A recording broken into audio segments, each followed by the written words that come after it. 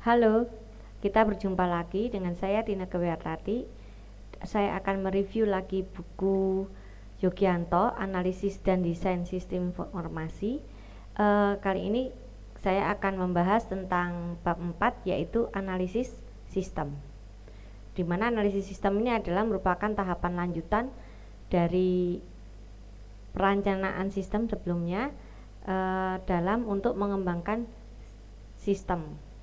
Jadi di pengembangan sistem itu kan ada langkah pertama perencanaan sistem, kedua analisis sistem, kemudian desain, implementasi, dan maintenance. Nah, kali ini saya akan membahas tahapan analisis sistem. Oke. Apa itu analisis sistem? Jadi analisis sistem itu adalah setelah kita kemarin belajar tentang sistem itu terdiri dari komponen-komponen. Nah, di analisis ini artinya kita menguraikan satu-satu komponen itu menjadi komponen sendiri-sendiri. Kita urai, kita lihat satu-satu, tujuannya untuk mengidentifikasi, mencari, dan mengevaluasi masalah yang ada atau kesempatan yang mungkin ada atau hambatan yang akan terjadi. Nah, dari situ kita akan membahas dari penguraian atau penganalisisan ini kita akan membahas kebutuhan-kebutuhan yang diharapkan dari sistem yang lama atau perbaikan yang diharapkan dari sistem yang lama sehingga dapat diusulkan menjadi perbaikan atau pengembangan sistem. Jadi analisis sistem ini merupakan tahapan lanjutan dari tahapan perencanaan sistem dalam SDLC. Tidak bisa dibilang analisis ini adalah bagian yang terpenting, semua bagian tahapannya penting. Jadi perencanaan yang kemarin itu membuat kita akan lebih mudah menjalani analisis ini. Oke. Langkah-langkah di analisis sistem ada di halaman 130. Itu adalah identifikasi, mengerti, understand, analyze, kemudian melaporkan. Di setiap tahapan pasti ada pelaporan karena penting dalam pengembangan sistem untuk melakukan pelaporan setiap tahapnya, sehingga seandainya melakukan evaluasi atau ada sesuatu yang harus ditinjau kembali, semua itu sudah tercatat dengan baik di dalam laporan. Oke, sekarang kita ke tahap pertama di dalam analisis sistem, yaitu mengidentifikasi masalah, identify. Oke, identify.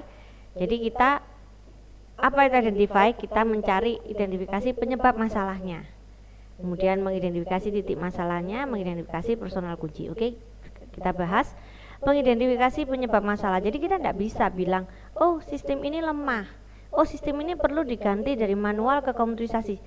Cuman bilang gitu tuh nggak bisa. Kita harus mencari penyebabnya, kenapa kok ingin diganti menjadi komputerisasi, atau kenapa ini ingin diperbaiki. Jadi kita benar-benar cari akarnya, penyebabnya.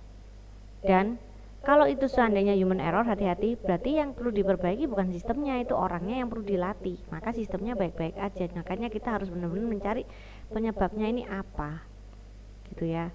Contoh, pelanggan ternyata banyak yang tidak bisa melunasi piutangnya.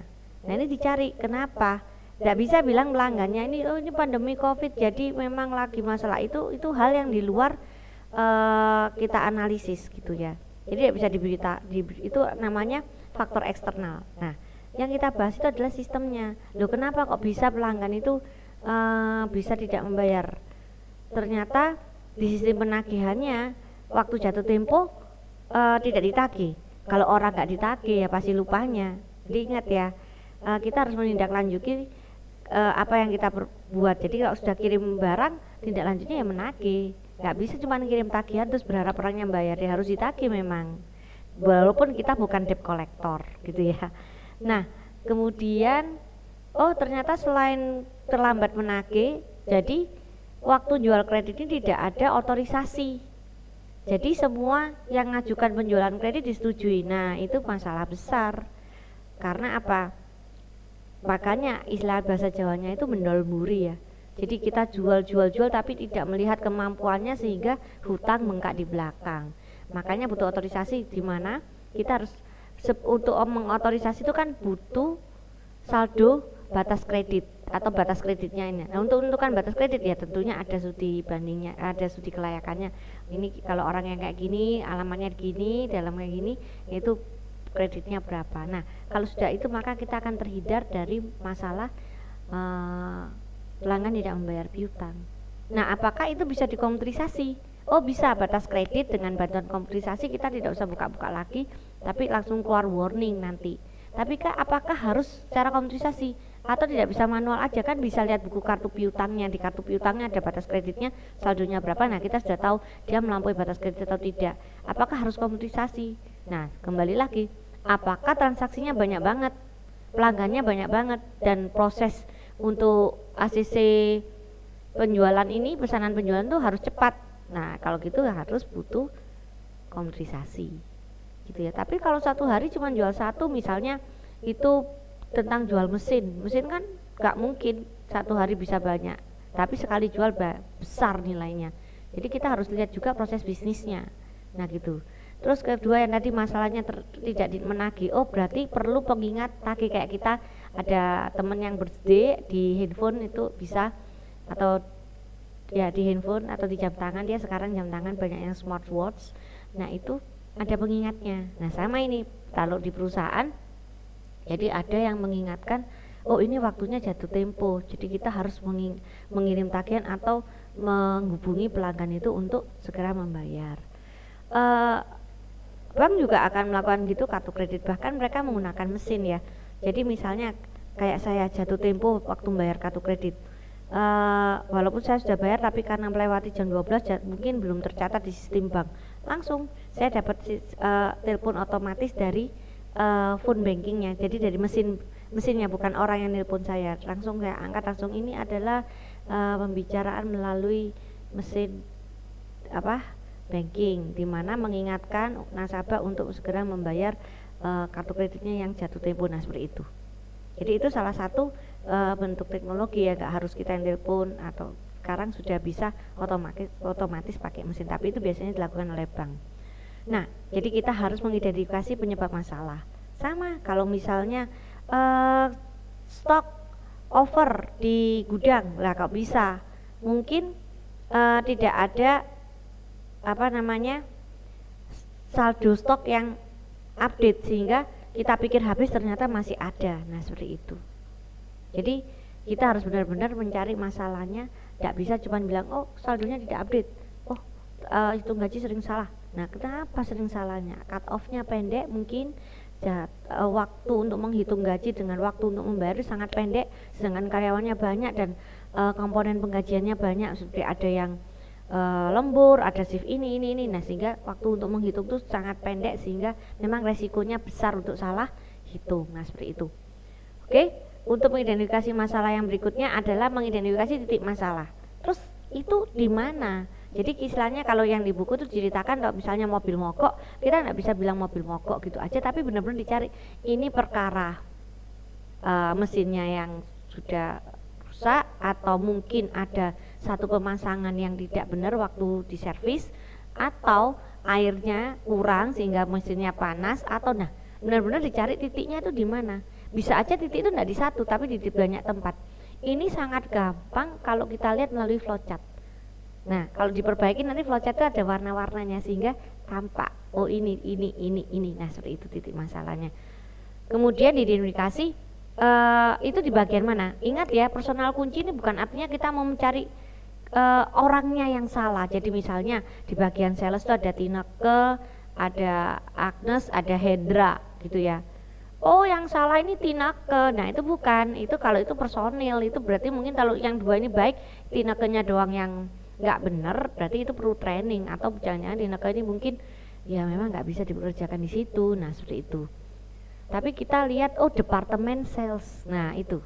Jadi bukan lihat orangnya, tapi kita lihat bagiannya, bagian personil yang menjadi masalah. Kayak otorisasi, oh jadi bagian otorisasi gitu ya. Oh kalau misalnya lupa lagi, oh itu berarti bagian penagihan. Tapi bukan salah orangnya, tapi kita lihat sistemnya gitu ya. Makanya ada baiknya ketika melakukan analisis sistem itu kita benar-benar kasih tahu ke orang yang kita mau kembangkan sistemnya di perusahaan, ataupun misalnya Anda melakukan penelitian harus tanya-tanya ke perusahaan. Nah itu kita harus bilang di depan kalau ini bukan untuk mengaudit, tapi kita mencari bahasa halusnya itu kita mau bukan mencari kesalahan, tapi kita mau membuat sistem ini lebih baik. Jadi bukan sistem lama jelek, tapi membuat sistem ini lebih baik. Jadi orang yang kita wawancara itu jadi tenang. Oh, aku nanti kalau ini diperbaiki kerjaku lebih enak, lebih efisien, nggak bertele-tele. Nah seperti itu. Jadi kita harus juga membuat orang yang akan diwawancara itu tenang juga. Itu yang kami lakukan di semester ini. Ada tim penelitian skripsi tugas akhir yang ke perusahaan yang sudah kerjasama dengan kampus. Nah itu kita bilang dari depan, kalau yang kita mau tanya-tanya ini bukan untuk mengaudit atau audit internal, enggak, tapi kita mau melihat sistem ini supaya lebih efektif dan efisien. Nah seperti itu. Oke, jadi mengumumkan kalau akan ini juga penting. Oke, ini seharusnya tulisannya bukan mengidentifikasi masalah tapi memahami, gitu ya. Ada di halaman 139. Nah itu memahami sistem kerja yang ada. Oke, tadi saya kembali. Jadi ini yang benar adalah memahami kerja dari sistem yang ada. Iya, sebelum langkah lebih lanjut kita harus benar-benar memahami sistem kerja yang ada. Lo kan sudah di perencanaan, ya perencanaan itu mencari apa yang harus dirubah ini ya. Terus juga memang mencari akar masalah. Memang waktu di perencanaan itu hampir mirip dengan ini, cuman ini lebih detail lagi, dimana digambarkan flowchartnya gitu ya. Terus dibuatkan job desk-nya lebih rinci untuk dilihat, untuk dianalisis. Nah setelah ada sistem yang lama ini sudah kita kumpulkan atau mau kumpulkan, ini dipahami. Jadi menentukan jenis penelitian ini untuk dapat datanya ini kita melalui wawancara atau harus ke sana. Dan jangan lupa kalau wawancara ada list pertanyaan. Terus kalau misalnya kayak tadi sales, ada Tineke, ada Agnes, ada Hendra, mungkin ada 30 sales. Wah, kalau diperiksain satu-satu kan banyak. Oh, kita sampling aja, sampling di jam, harus ada alasannya. Misalnya kita mau memperbaiki sistem bank bagian teller, pilih jam yang paling banyak nasabah nyetor atau ngambil uangnya, hari yang paling ramai, Senin itu ya biasanya. Nah kita ambil samplingnya, bukan ambil nama orangnya tapi mungkin ambil waktu, atau bisa jadi nama orang. Mungkin kita ambil sales yang pelanggannya paling banyak. Nah jadi untuk pengambilan sampel ini harus ada alasannya, harus ada dasar kenapa kok kita mengambil sampelnya itu ya. Jadi itu untuk menentukan jenis penelitian.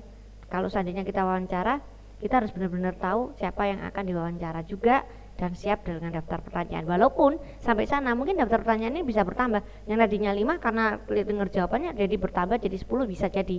Tapi list pertanyaan baru juga tetap harus catat. Observasi itu ada baiknya karena kita melihat langsung sehingga kita benar-benar memahami proses bisnis perusahaannya. Itu sih yang penting untuk observasi. Dan kita benar-benar lihat. Bahkan mungkin kalau misalnya tadi yang teller bank, mungkin kita harus lihat tellernya ini mengerjakannya gimana. Terima kertas, ditulis dulu, ini ditaruh, kemudian dia berdiri memfotokopi. Nah itu mungkin harus dilihat, mungkin ada kesalahan di sana. Nah seperti itu. Oke. Nah kalau kita sudah tahu akan wawancara, akan observasi atau akan mendokumentasikan seperti foto gitu ya. Jadi bisa aja dengan dokumentasi foto atau mengambil dokumennya. Nah seperti itu ya. Ya kita rencanakan jadwal penelitiannya gitu. Jadi jadwal wawancaranya, jadwal observasinya, terus mari gitu jadwal pengambilan sampelnya kapan. Nah seperti itu ya. Nah dalam merencanakan jadwal penelitian ini kita harus tahu di mana penelitian ini akan dilakukan.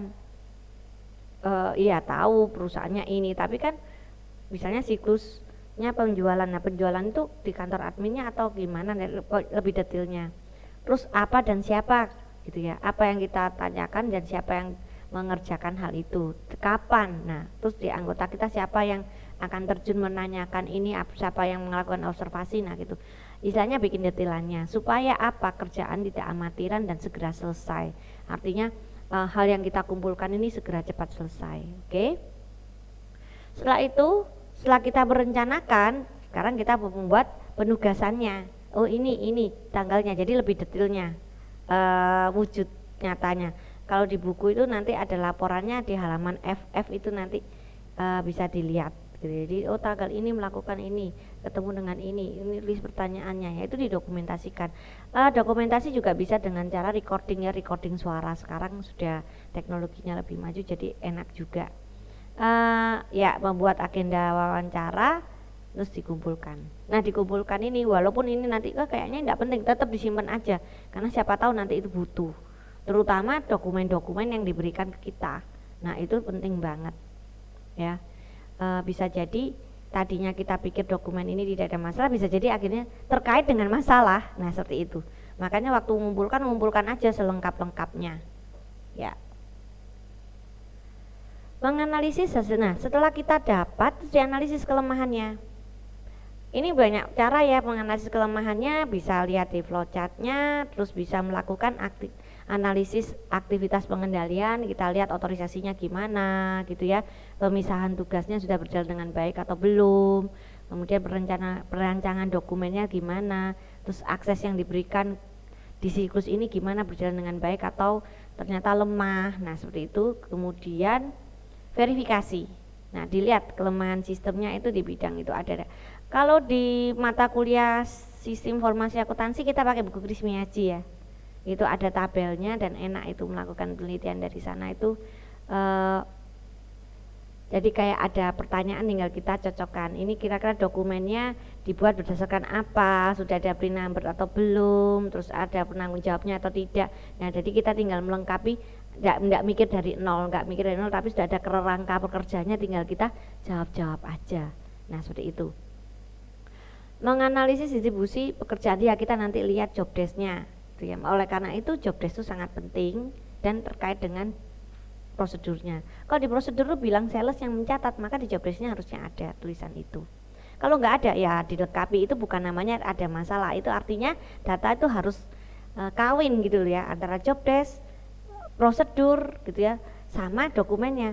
Kalau misalnya dibilang sales itu mencatat, di flowchart harus terlihat dia memang ada kegiatan mencatat, dan di dokumennya itu dokumen pesanan penjualannya ada tanda tangan sales. Nah ini artinya data Anda itu sudah valid, di job desk-nya ada gitu ya, kita tahu di seluruh organisasi dia bagian apa, kemudian di prosedur dan di flowchart-nya itu memang tampak, kemudian di dokumennya itu memang ada. Jadi kalau mau sebelum melakukan yang langkah lebih lanjut itu, makanya ini harus lengkap dulu ya. Hasil penelitian itu maksudnya hasil kumpul datanya terus lengkap dulu di mana. Kalau nggak lengkap Anda lengkapin dulu.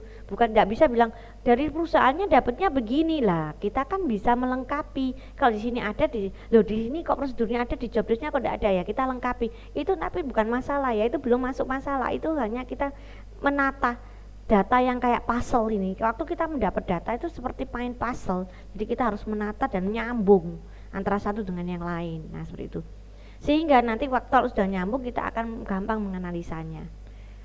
Pengukuran pekerjaan ini ya mungkin di mata kuliah ini enggak dilakukan. Itu pengukuran pekerjaan itu misalnya dalam ini respon time-nya gimana, berapa lama. Misalnya kalau misalnya beli obat sudah naruh resep itu berapa lama itu akan keluar. Nah kok bisa lama itu di mana, di mencatat atau meracik obatnya atau mengepak obatnya. Nah situ itu pengukuran pekerjaannya. Menganalisis keandalan. Nah dilihat keandalan sistemnya, menganalisis dokumen gitu ya. Menganalisis dokumen itu dan dilihat formatnya gitu. Lihat formatnya. Ada tanggalnya enggak, pre-number yang paling penting, juga tanda tangan. Kadang-kadang ada yang formatnya itu malah bikin ribet, maksudnya terlalu banyak yang diisi, padahal kita tidak membutuhkan isi sebanyak itu, atau pengisiannya berulang, sudah tahu di sini ditulis lagi. Nah itu makanya kita harus lihat, menganalisis dokumen ya, menganalisis laporan yang terpakai, misalnya soal slip gaji atau daftar gajinya gimana. Nah itu terus menganalisis teknologi yang sudah dipakai di sistem lama ya, ini kita bicara sistem lama. Jadi gimana sistem lama, jangan-jangan sudah modern tapi tidak maksimal. Nah seperti itu.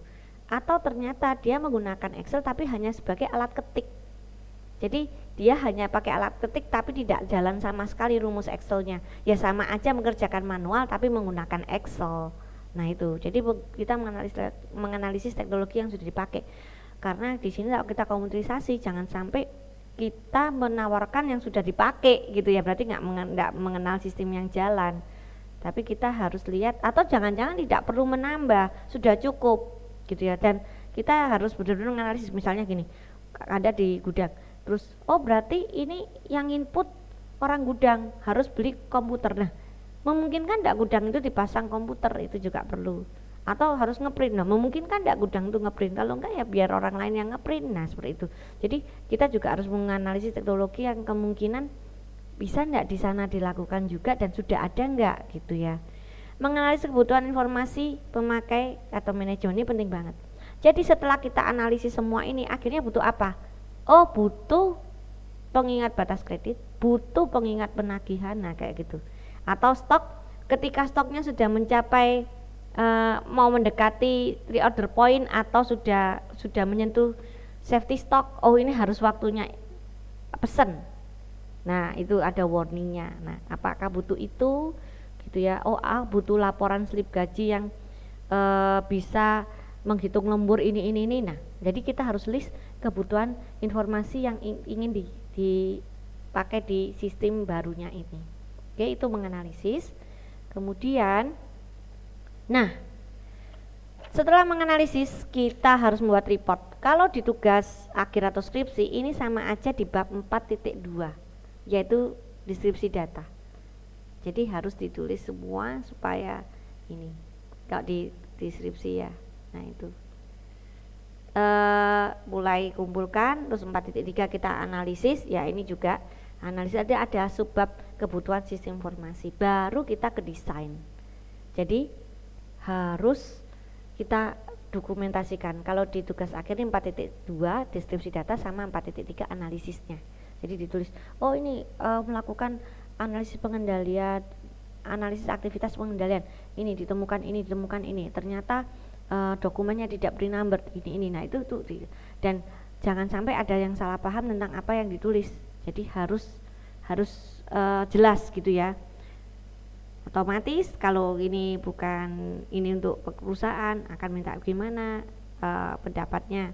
Ini yang saya temukan, sebenarnya ini yang perlu diiniin. Nah itu tetap harus dibicarakan dengan perusahaan, kemudian minta persetujuan. Kalau oke, berarti ini bisa dilanjutkan ke tahap desain. Kalau belum ya dicari sampai oke. Atau jangan-jangan harus dihentikan gitu ya. Mungkin memang gak perlu sampai sejauh itu. Nah seperti itu. Oh ternyata tidak ada masalah, harus kita akui walaupun kita sudah melakukan analisis, kalau tidak ada masalah yang ngapain dipaksa-paksain perbaikan. Nah seperti itu.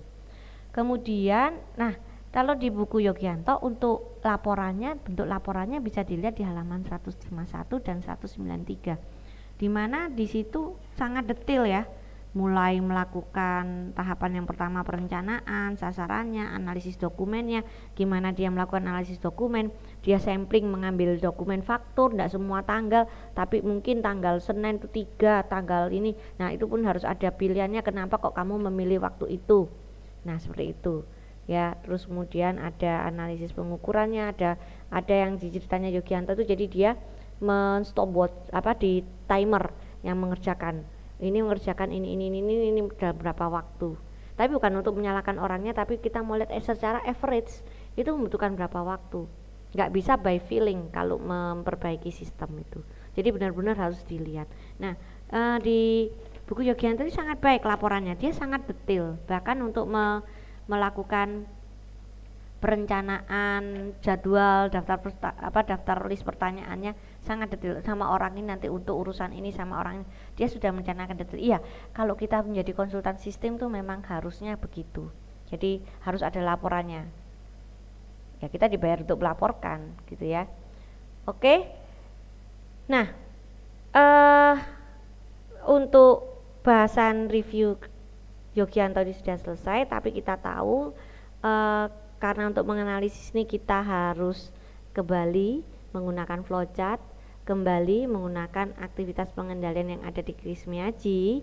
Kita tidak bisa hanya satu buku, juga kita belajar lagi di FD, kita juga harus belajar lagi untuk menggambar IRD, kardinalitas, one to many. Nah, berikutnya di pertemuan ini juga saya juga akan menyertakan video untuk membuat flowchart dan di FD. Mungkin sebagian dari saudara sudah bisa, tapi saya hanya melihat mata kuliah SIA itu kan mungkin 1 tahun yang lalu, ada yang perlu Anda pahami ulang. Jadi saya akan menyertakan video itu di pertemuan ini. Oke? Thank you atas perhatiannya. Terima kasih. Salam sehat selalu. Sampai ketemu minggu depan. Terima kasih.